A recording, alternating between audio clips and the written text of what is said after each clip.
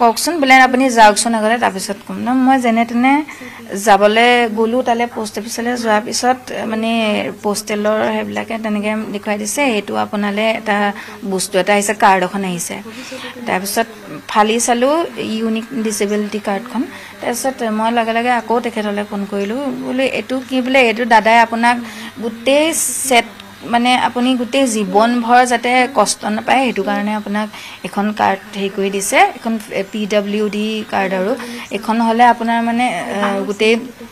treatment পঢ়া শুনাও যদি আপুনি উচ্চ শিক্ষাও ল'ব পাৰে যিকোনো ক্ষেত্ৰতে আপোনাৰ ফ্ৰী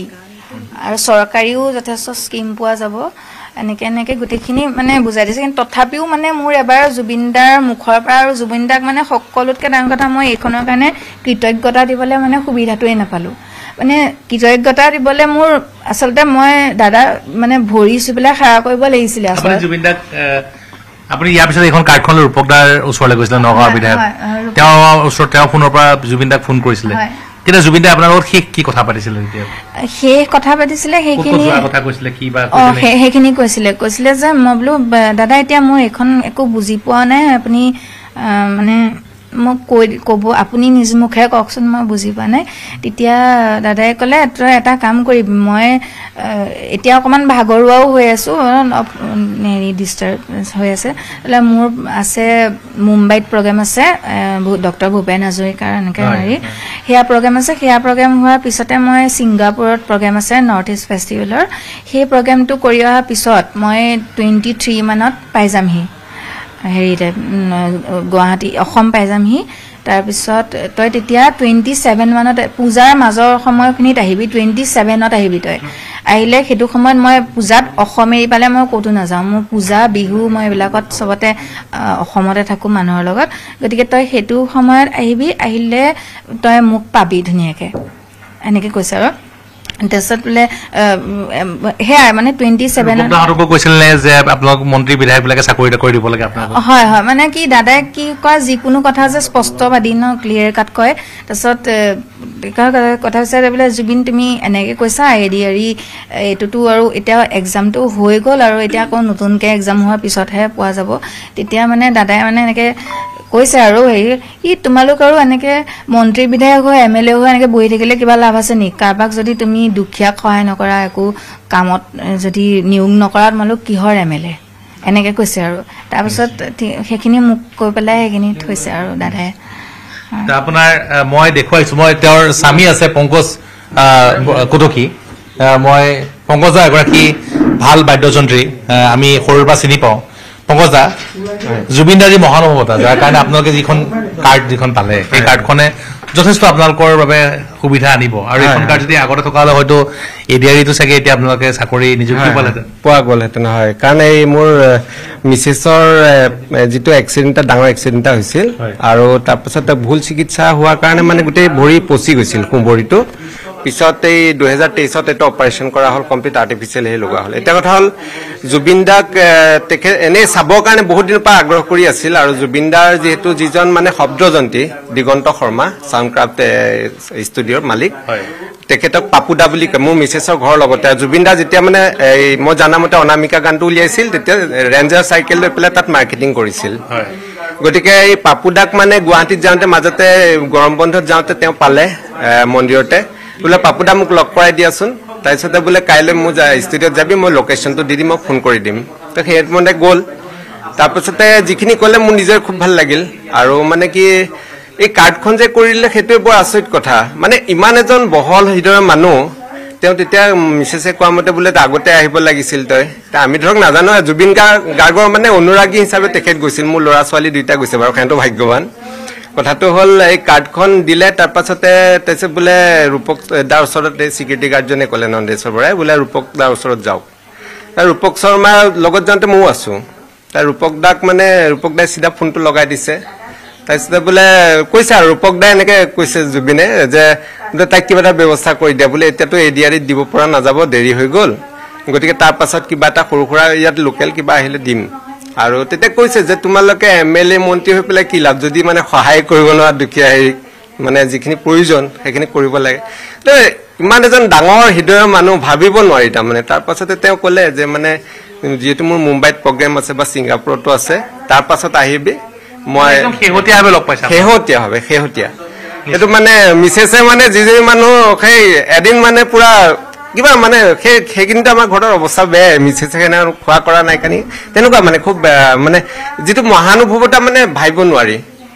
আৰু সেই নন্দেশ্বৰ বৰাই কৈছিল তাৰপিছতে ঢুকোৱাৰ পাছত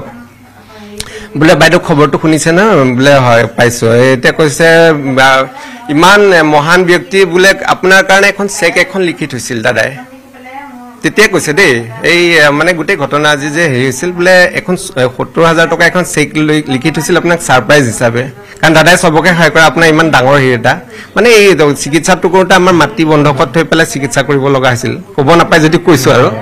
গতিকে কথাটো তেওঁ যিহেতু কমপ্লিট টোটেল হিপ ৰিপ্লেচমেণ্ট হৈছিল গতিকে তেনেকুৱা এজন ব্যক্তি মানে আমি ভাবিবই নোৱাৰোঁ য'ত নেকি মানুহে স্বাৰ্থ নাথাকিলে একো কাম নকৰে কিন্তু সেই মানুহজনৰ কথা মানে সঁচাই ভগৱান বুলি ক'লে যিটো হয় সেইটোৱে মানে অনুভৱ হয় আৰু গতিকে কথাটো সেইটোৱে আৰু মই এয়া পংকজ দা আছিলে আৰু মই দেখুৱাইছোঁ বৰ্তমান যি এটা কথা ক'ব লাগিব যে তেওঁৰ কন্যা পুত্ৰ দুইটা শিশুৱে অতি সুন্দৰকৈ গান গায় তোমাৰ নামটো নমস্কাৰ মোৰ নাম লক্ষ্যজিতা কটকী তুমি জুবিনদাক লগ পাইছা কেনেকুৱা লাগিছিল বহুত ধুনীয়া লাগিছিল কি কৈছিল তোমাক জুবিনদাই কৈছিল কি মোক ঢকা এটা দি পেলাই কৈছিল কি তই ভালকে পঢ়িব লাগিছিল আৰু তুমি জুবিনদাৰ গান গাইছিলা নেকি নাই কোৱা তেতিয়া মানে হেৰি মুডত আছিল সেইকাৰণে মই ভিক্টৰ দাসকো লগ পাইছে ভিক্টৰ দাসে মানে চশমা এযোৰ গিফ্ট দিছিল সেই চশমাযোৰ কিনিবি নেকি সুধিছিল বোলে কৈ দে কথাটো ভিক্টৰ দাসে চশমাযোৰ যে দিছিল যে কেনেকুৱা আছিল কোৱা তাৰপিছত এই ভিক্টৰ হেৰিয়ে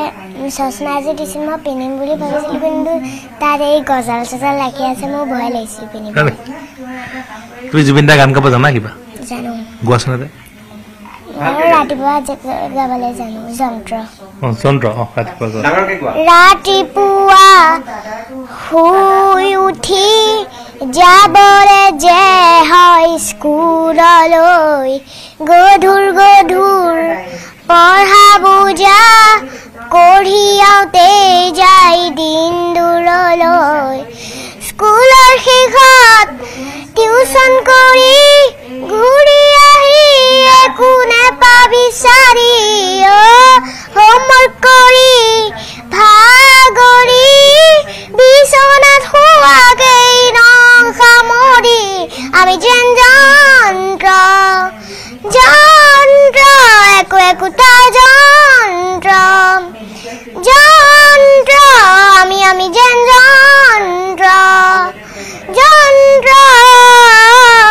ৰাতিপুৱা শুই উঠি